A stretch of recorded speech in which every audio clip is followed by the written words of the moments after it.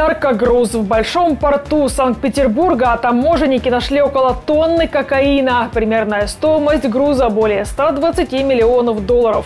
Контейнер с запрещенным веществом прибыл из Никарагуа. Возбуждено уголовное дело по статье «Контрабанда наркотиков в особо крупных размерах». С вами Нехта. Все самое важное и интересное на этот час. В Харькове атаковано детское оздоровительное учреждение, а детей из Белгорода обещают оздоровить в лагерях других приграничных территорий. Я очень благодарен своим коллегам-губернаторам за своевременную добрососедскую помощь. Скандальное задержание в Варшаве бывшего министра внутренних дел и его заместителя арестовали прямо в президентском дворце. И дело не в господине Вонсике или господине Каминском. Это решение суда, это работа полиции. Санкции подпортили жизнь российским топ-политикам. Вместо излюбленной Европы они вынуждены были отмечать праздники в Зимбабве, Пскове или Дубае в лучшем случае. И сколько бы Медведев не говорил, что ему плевать на санкции, нет, Дмитрию Анатольевичу не плевать на санкции, потому что эти санкции закрыли для него, буквально любимые страны мира. Дорогие подписчики, я все вижу, вы не поставили лайк этому видео, поэтому сделайте это сейчас, или чуть позже. Главное об этом не забыть. Ваша активность говорит YouTube о том, что мы вам интересны, и это очень поможет продвижению наших роликов. Итак, вперед к новостям. Армия РФ ударила по детскому оздоровительному центру на окраине Харькова. По данным местных властей, в помещениях на момент атаки никого не было.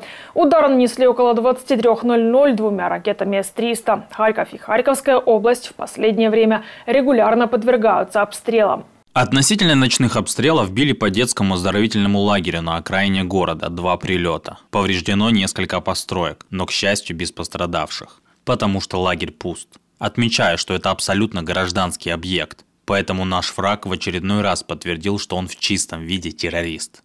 Из больницы выписали 13 пострадавших при обстрелах Белгородской области. В госпиталях Москвы и Белгорода остаются 58 человек. Об этом в своем телеграм-канале сообщил губернатор региона Вячеслав Гладков. Также в городе активно чинят окна, конечно же, под неустанным контролем правительства области, иначе никак нельзя. Тем временем дети Белгорода выехали на отдых в лагеря Воронежской и Калужской областей по приглашению тамошних глав регионов. В загородные лагеря в других регионах будет около 1300 человек из Белгорода. Я очень благодарен своим коллегам-губернаторам за своевременную добрососедскую помощь. Надеюсь, что дети получат хорошие положительные эмоции. Конечно же, родителям самое главное – это вопрос безопасности. С ними мы отправляем своих медицинских работников, работников Министерства образования. Контроль должен быть постоянным. Глубоко озабочены северокорейскими ракетами, которые летят по украинцам. США, Евросоюз и их союзники приняли специальное заявление. Его подписали 47 государств. В документе сказано, что Россия применила северокорейские ракеты для ударов по Украине дважды – 30 декабря и 2 января. Кроме того, Белый дом сообщил, что российская армия также обстреливала Украину ракетами «Искандер» во время ударов 6 января. Северная Корея под санкциями с 2006 года после испытаний ядерного оружия. Их приняли всем совбезом ООН, в том числе и при поддержке России.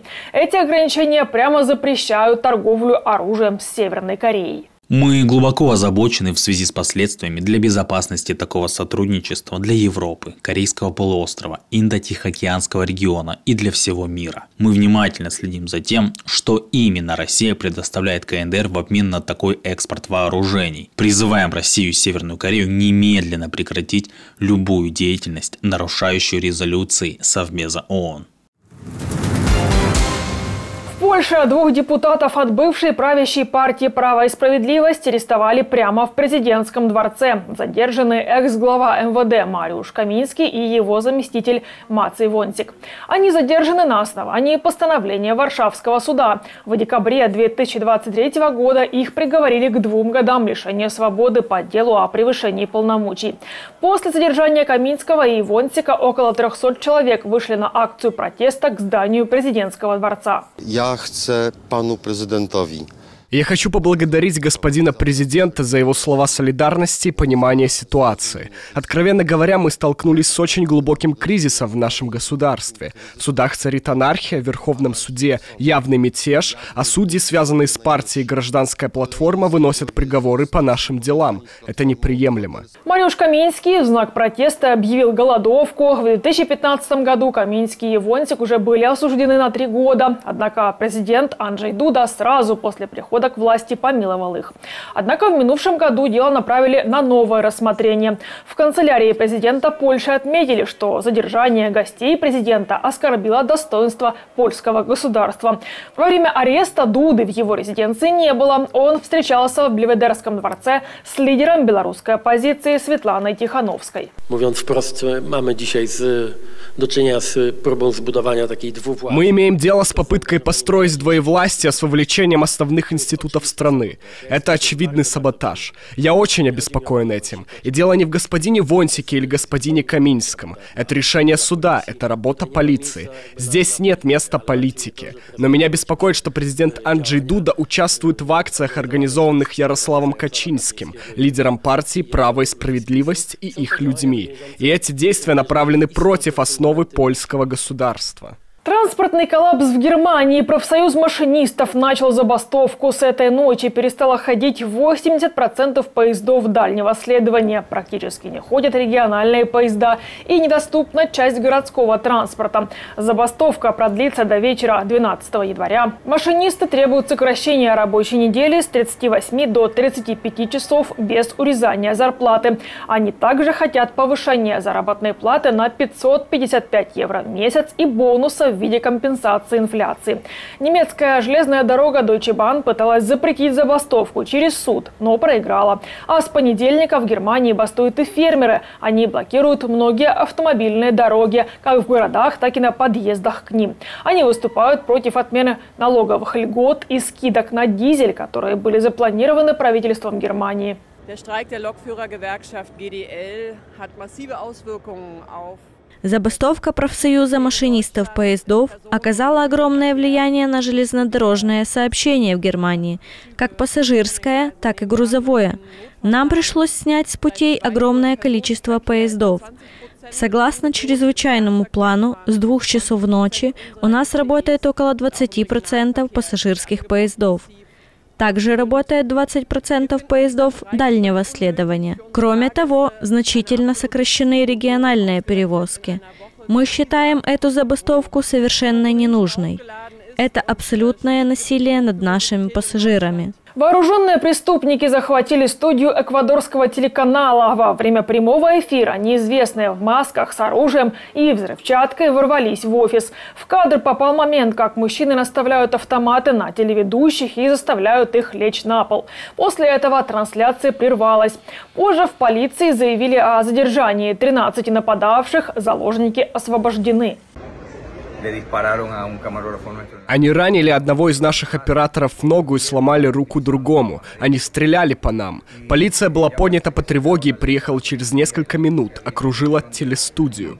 В дело вступили тактические подразделения. Завязалась перестрелка. Преступники были хорошо вооружены, имели дальнобойное оружие и носили балаклавы. 7 января в Эквадоре ввели чрезвычайное положение и комендантский час. В стране прошла серия тюремных бунтов.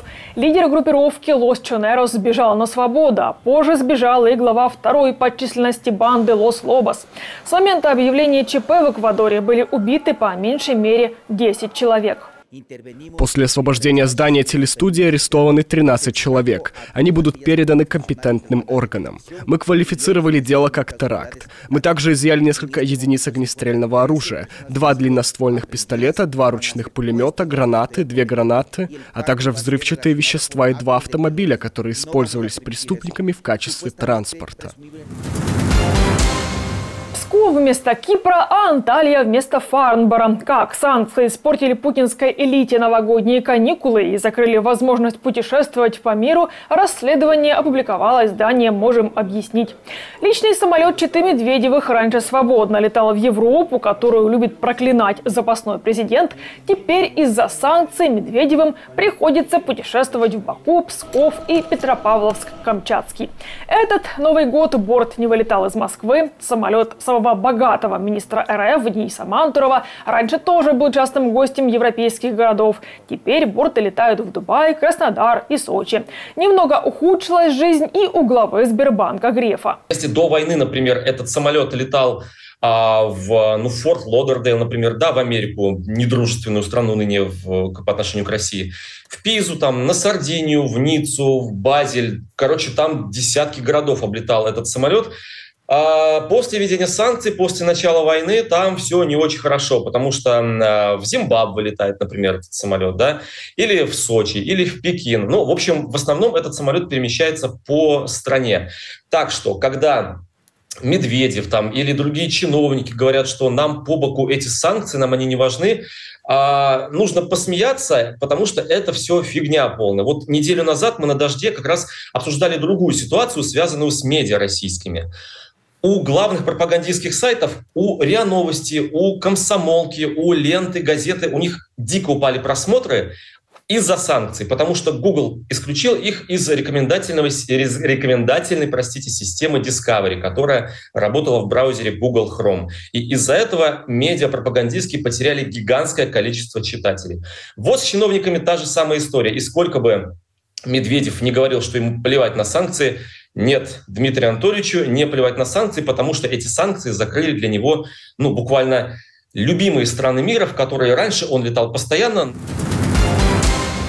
На этом ставлю точку. Благодарю, что были с нами. Если вы хотите получать информацию более оперативно, приглашаю присоединиться к нашей многомиллионной аудитории в Телеграме или Иксе. Поблагодарить нас за работу можете с помощью кнопки «Спасибо» под этим видео или по ссылке в описании. До новых встреч, хороших новостей. Слава Украине! Живи Беларусь!